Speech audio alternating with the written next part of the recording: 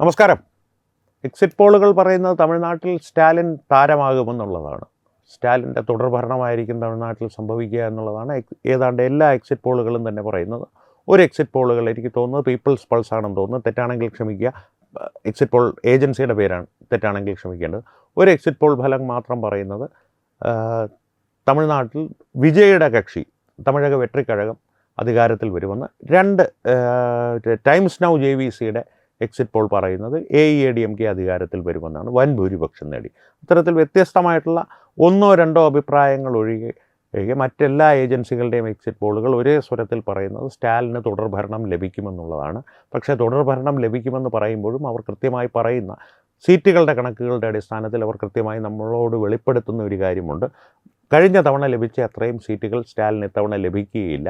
അടിസ്ഥാനപരമായിട്ട് ഇത് കേരളത്തിൻ്റെ കാര്യത്തിൽ ഞാൻ ഇന്ന് തന്നെ മുൻപ് ചെയ്തൊരു വീഡിയോയിൽ പറഞ്ഞതുപോലെ ഇതൊരു സ്റ്റാലിൻ അനുകൂല തരംഗമല്ല ഉണ്ടായിക്കൊണ്ടിരിക്കുന്നത്.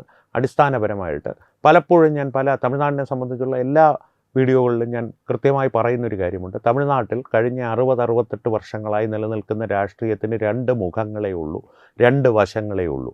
DMK അനുകൂല രാഷ്ട്രീയം, ദ്രാവിഡ മുന്നേറ്റ കഴക കക്ഷിയുടെ അനുകൂല രാഷ്ട്രീയം, അവർക്കെതിരെയുള്ള രാഷ്ട്രീയം.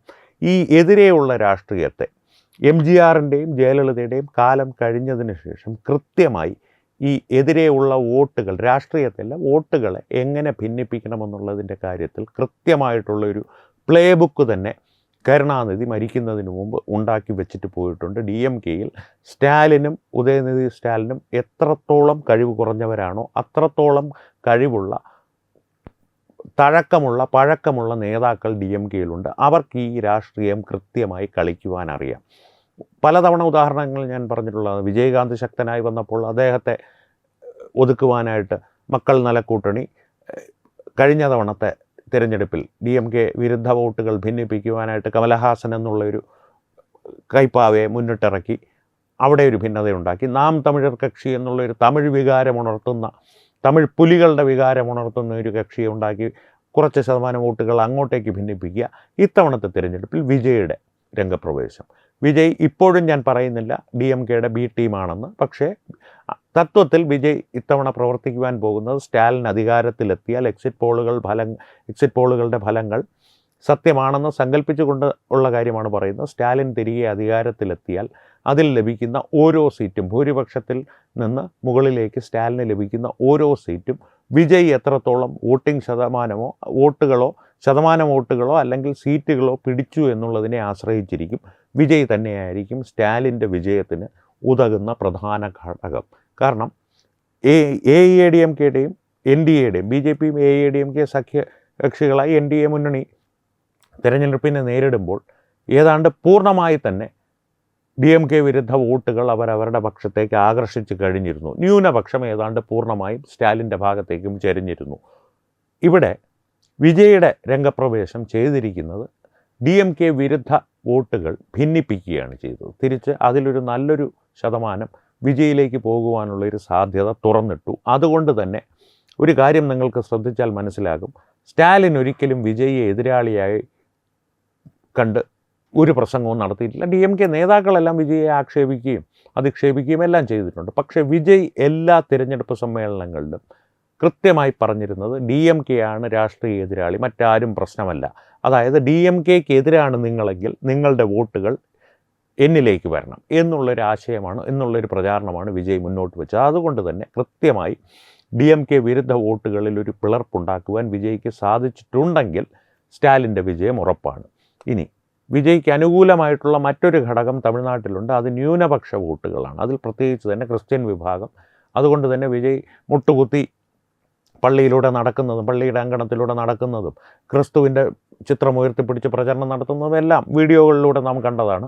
ഒപ്പം പൂ കൊണ്ടുണ്ടാക്കിയൊരു പന്തെറിഞ്ഞപ്പോൾ ബോംബാണെന്ന് കരുതി സൈക്കിളിൽ നിന്ന് ഇറങ്ങി ഓടുന്നതും നാം കണ്ടതാണ്. അത്തരത്തിലുള്ള തമാശകളും രാഷ്ട്രീയ പ്രചരണങ്ങളും എല്ലാം നാം കണ്ടതാണ്. ന്യൂനപക്ഷ വോട്ടുകൾ, ക്രിസ്ത്യൻ വോട്ടുകൾക്ക് വിജയുടെ നേരെ ചായുവാനുള്ള സാധ്യതയുണ്ടോ?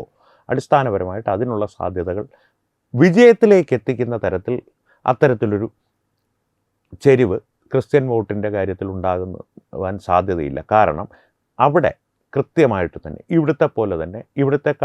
കേരളത്തിലെ പോലെ തന്നെ അല്ലെങ്കിൽ കേരളത്തെക്കാൾ അധികം ക്രിസ്ത്യൻ വോട്ടുകളെ പൂർണ്ണമായി നിയന്ത്രിക്കുന്നത് വൈദികരാണ്. ആ വൈദികരിൽ ഏതാണ്ട് 90-95% പേർ DMKയുടെ കൃത്യമായിട്ടുള്ള അടിമകളാണ്. അതുകൊണ്ട് തന്നെ അവരുടെ ആജ്ഞാനുസരണം ക്രിസ്ത്യൻ വോട്ടുകളിൽ നല്ലൊരു ശതമാനം DMKയിലേക്ക് പോകുവാനാണ് സാധ്യത. DMKയിലേക്ക് പോകുന്ന ആ ക്രിസ്ത്യൻ വോട്ടുകൾ വിജയ്ക്ക് ലഭിക്കാത്തൊരു സാഹചര്യം ഉണ്ടായാൽ, അല്ലെങ്കിൽ DMKയിലേക്ക് പോകേണ്ടിയിരുന്ന ക്രിസ്ത്യൻ വോട്ടുകൾ വിജയ്ക്ക് ലഭിച്ചാൽ വിജയ്ക്ക് വിജയം കൂടുതലുണ്ടാകും, DMKയ്ക്ക് നഷ്ടമുണ്ടാകും. പക്ഷേ DMKയിലേക്ക് ആ വോട്ടുകൾ കൃത്യമായി പോയാൽ വിജയ്ക്ക് വലിയ കുഴപ്പമൊന്നും ഉണ്ടാവില്ല. കാരണം ഈ DMK വിരുദ്ധ വോട്ടുകൾ എത്ര കിട്ടുമായിരുന്നോ അത്രയും തന്നെ കിട്ടും. പക്ഷേ DMKയ്ക്ക് ഗുണകരമായിട്ട് വരും. ഇനി രണ്ടാമത്തെ ന്യൂനപക്ഷ വിഭാഗം മുസ്ലിങ്ങളാണ്. മുസ്ലിങ്ങളുടെ കാര്യത്തിൽ ഒരു സംശയവും വേണ്ട. അവരുടെ കൃത്യമായിട്ടുള്ള രാഷ്ട്രീയ ചായ്വ് തമിഴ്നാട്ടിൽ കോൺഗ്രസ് എവിടെ നിൽക്കുന്നു അങ്ങോട്ടേക്കായിരിക്കും. കോൺഗ്രസ് അവർക്ക് ഗുണകരമായിട്ടുള്ള പാർട്ടിയാണ്. കോൺഗ്രസ് ആണ് അവർക്ക് ഏറ്റവും നന്മകൾ ചെയ്തിട്ടുണ്ട് ഉള്ളത് എന്നുള്ളതിൻ്റെ ഒരു കടപ്പാടൊന്നുമല്ല. കൃത്യമായിട്ട് അവർ പറയുന്നത് ദേശീയ തലത്തിൽ BJPക്കെതിരെ നിൽക്കുന്നത് കോൺഗ്രസ് മാത്രമാണ് തമിഴ്നാട്ടിലുള്ളതിൽ. DMKയിൽ സ്റ്റാലിൻ മാസ് ഡയലോഗൊക്കെ അടിക്കുമെങ്കിലും അടിസ്ഥാനപരമായിട്ട് ഡൽഹിയിൽ ചെല്ലുമ്പോൾ കോൺഗ്രസ് എവിടെ കുത്തുവാൻ പറയുന്നു അവിടെ കുത്തിയിട്ട് വരുന്നു. വിലപേശലുകളൊക്കെ നടത്തുന്നുണ്ടെങ്കിൽ പോലും കോൺഗ്രസ് എവിടെ നിൽക്കുന്നു അവിടെ തന്നെ DMKയുടെ സ്റ്റാലിനും നിൽക്കും ദേശീയ തലത്തിൽ. തമിഴ്നാട്ടിൽ വരുമ്പോൾ തിരിച്ചും സ്റ്റാലിൻ എവിടെ നിൽക്കുന്നു അവിടെ കോൺഗ്രസ് നിൽക്കും. അത്തരത്തിലുള്ളൊരവസ്ഥ നിലനിൽക്കുന്നതുകൊണ്ട് കോൺഗ്രസ് എവിടെ നിൽക്കുന്നു ആ ഭാഗത്തേക്കായിരിക്കും മുസ്ലിങ്ങളുടെ വോട്ടിൻ്റെ ചായ്വ്. അതുകൊണ്ട് തന്നെ അത് DMKയിലേക്ക് ഒരു കൃത്യമായിട്ട് തന്നെ ഏകീകരിച്ച് പോകുവാനുള്ള സാധ്യത മുസ്ലിം വോട്ടുകളുടെ കാര്യത്തിൽ തമിഴ്നാട്ടിൽ നിലനിൽക്കുന്നുണ്ട്. അതും സ്റ്റാലിൻ്റെ വിജയഘടകത്തിന് സഹായകരമാണ്. AIADMKയും BJPയും വലയ്ക്കുന്ന ഒരു പ്രധാന പ്രശ്നം ഈ വിജയെപ്പോലുള്ള നാം തമിഴർ കക്ഷിയെപ്പോലുള്ള രാഷ്ട്രീയ കക്ഷികൾ DMK വിരുദ്ധ വോട്ടുകൾ ഭിന്നിപ്പിക്കുന്നതാണ്. അടിസ്ഥാനപരമായിട്ട് നാം തമിഴർ കക്ഷി കഴിഞ്ഞ കുറേ കാലമായിട്ട് DMKയുടെ അടിമകൾ എന്നുള്ള രീതിയിലാണ് പ്രവർത്തിക്കുന്നതെങ്കിൽ പോലും തിരഞ്ഞെടുപ്പിൻ്റെ ആരംഭം മുതൽ അവർ DMKക്കെതിരായിട്ട് ഇവിടെ തമിഴൻ്റെ ഭരണം വരണം, സ്റ്റാലിൻ തെലുങ്കനാണ് തുടങ്ങിയ പ്രചരണങ്ങളൊക്കെ മുന്നോട്ട് വെച്ച് നേരത്തെയും അവർ മുന്നോട്ട് വെച്ചിട്ടുള്ള കാര്യങ്ങളാണിതെല്ലാം. തിരഞ്ഞെടുപ്പിന് മുൻപ് വരെ ഒരു സ്റ്റാലിൻ്റെ ഭരണം നടക്കുന്ന കാലത്ത് ഇതെല്ലാം മടക്കി വെച്ച് സ്റ്റാലിൻ അയ്യ നല്ല അയ്യ എന്നുള്ള രീതിയിൽ ഈ നാം തമിഴർ കക്ഷിയുടെ നേതാവ് സീമാൻ നാട് മുഴുവൻ നടന്നു. സീമാൻ മാത്രമേ ഉള്ളതിൽ പ്രസക്തനായിട്ടുള്ള ഒരു വ്യക്തി. കാരണം സീമാനാണ് നാം തമിഴർ കക്ഷി, നാം തമിഴർ കക്ഷിയാണ് സീമാൻ.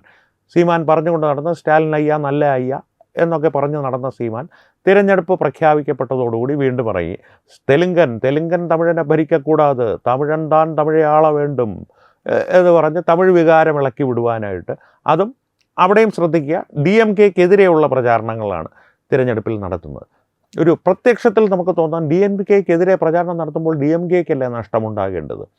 DMKക്കെതിരെ പ്രചാരണം നടത്തുമ്പോൾ ഇപ്പോഴത്തെ രാഷ്ട്രീയ സാഹചര്യത്തിൽ തമിഴ്നാട്ടിൽ സംഭവിക്കുന്നത് DMK വിരുദ്ധമായിട്ടുള്ള വോട്ടുകൾ എന്ത് ചെയ്താലും DMKക്ക് വോട്ട് ചെയ്യില്ല എന്ന് തീരുമാനിച്ചുറപ്പിച്ചു വെച്ചിരിക്കുന്ന ആളുകൾ അവരുടെ ഇടയിൽ ഒരു ഭിന്നിപ്പുണ്ടാകും. ഈ ഒരു സാധാരണ ജനങ്ങളുണ്ടല്ലോ, ന്യൂട്രൽ വോട്ടുകളെന്ന് പറയും, അവരുടെ ഇടയിൽ ഒരു ആശയക്കുഴപ്പവും ഉണ്ടാകും. അവർ വന്നു കഴിഞ്ഞാൽ അവർ AIADMKക്ക് വോട്ട് ചെയ്യാനായിരിക്കും അല്ലെങ്കിൽ BJPക്ക് വോട്ട് ചെയ്യാനായിരിക്കും തീരുമാനിച്ചു വെച്ചിരിക്കുന്നത്. അവർക്ക് പക്ഷേ പ്രത്യേകമായിട്ടുള്ളൊരു അനുഭാവമൊന്നും കാണില്ല AIADMKയോടോ BJPയോടോ. ചില കാര്യങ്ങളിൽ എതിർപ്പുമുണ്ടാകും. അങ്ങനെ ഇരിക്കുമ്പോഴാണ് മറ്റൊരു ഓപ്ഷൻ വരുന്നത്. ഇത് കൊള്ളാമല്ലോ, ഇവർ പറയുന്ന തമിഴൻ്റെ കാര്യമാണ്. പിന്നെ വിജയ് സൂപ്പർ സ്റ്റാറാണ്, പിന്നെ തമിഴനുമാണ്, പുതിയൊരാളല്ലേ, ഒരു കൈ നോക്കിക്കളയാം, ഒരു അവസരം കൊടുത്തു നോക്കാം എന്നുള്ളൊരു ധാരണ ഈ ന്യൂട്രൽ വോട്ടുകൾ എന്ന് പറയുന്ന ഒരു വിഭാഗത്തിൻ്റെ ഇടയിൽ ഉള്ള ആളുകൾ ചിലർക്കെന്ന് പറഞ്ഞാൽ നല്ലൊരു വിഭാഗത്തിന് അത്തരത്തിലൊരു ആശയക്കുഴപ്പം ഉണ്ടാകുവാനുള്ള സാധ്യത കൂടുതലാണ്. എന്നാൽ DMK അനുകൂല വോട്ടുകളുടെ കാര്യം പറഞ്ഞാലോ, ഞാൻ നേരത്തെ പറഞ്ഞാൽ ക്രിസ്ത്യൻ വിഭാഗമാണെങ്കിലും മുസ്ലിം വിഭാഗമാണെങ്കിലും അവരുടെ വോട്ടിംഗ് പാറ്റേൺ എങ്ങനെയായിരിക്കുമെന്നുള്ളത് തീരുമാനിക്കപ്പെട്ട് കഴിഞ്ഞതാണ്.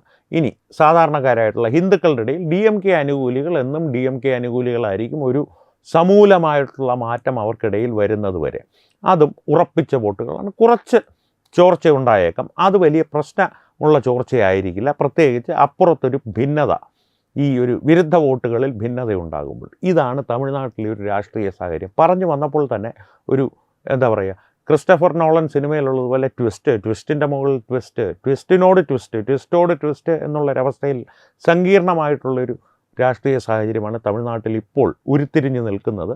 കൃത്യമായിട്ട് തന്നെ എക്സിറ്റ് പോളുകളെല്ലാം പറയുന്നത് പോലെ സ്റ്റാലിൻ അധികാരത്തിൽ വരികയാണെങ്കിൽ മലയാള മാധ്യമങ്ങൾ പ്രചരിപ്പിക്കുന്നത് പോലെ സ്റ്റാലിൻ അല്ല താരം. ഇവിടെ തൽക്കാലത്തേക്ക് വിജയിയാണ് വില്ലൻ.